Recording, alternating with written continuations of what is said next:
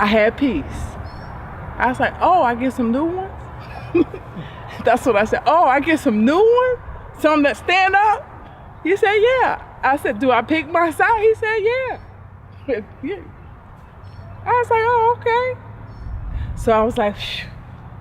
I had some relief. I'm gonna get some new ones. And when I wake up, because they was going to do it to get, put the implant, take it, he'd do the implants.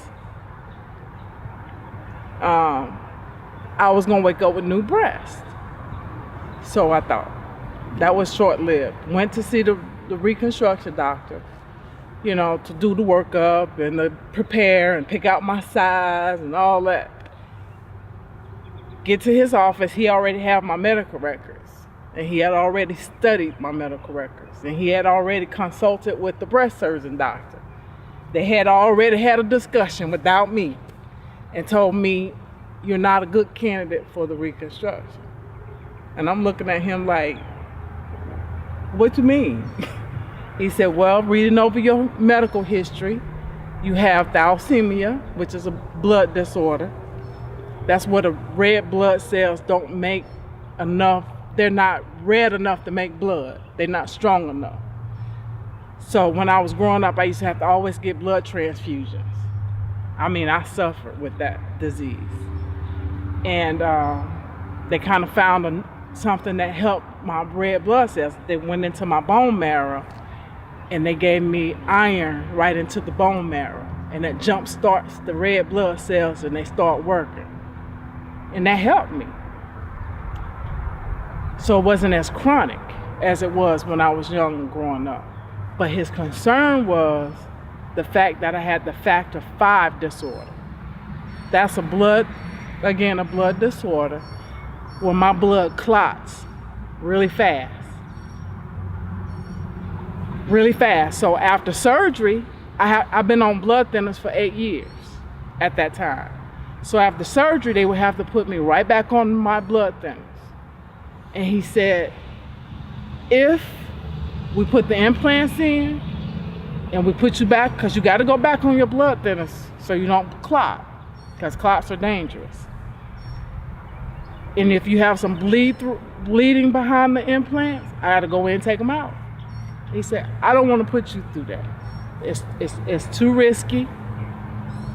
It's too much to go through with your blood and the blood thinners and all of that. He said, I just don't think, I wouldn't do it.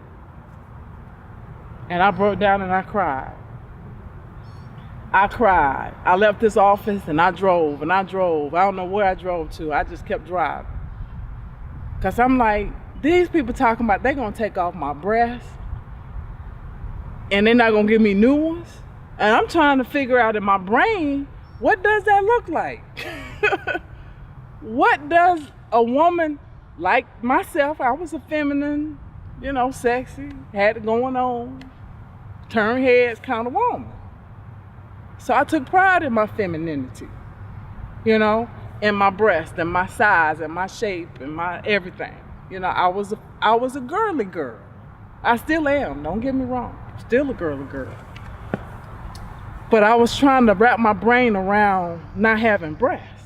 And he gonna tell me they can give me a prescription to go get prosthetic breasts. I'm like, what's that? What's a prosthetic breast? He said, breasts that are built into the bra that you can wear under your clothes to make you look like you got breasts. I said, I don't care what it look like outside.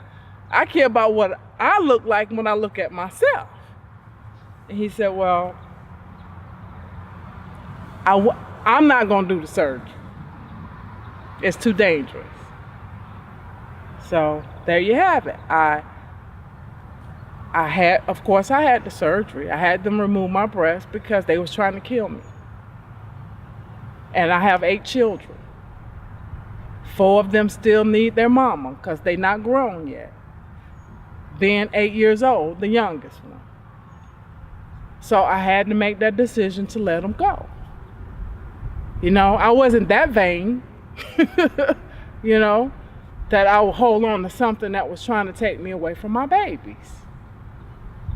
They needed me. I'm all they got. They have their dads, and he loves them, but I'm mama.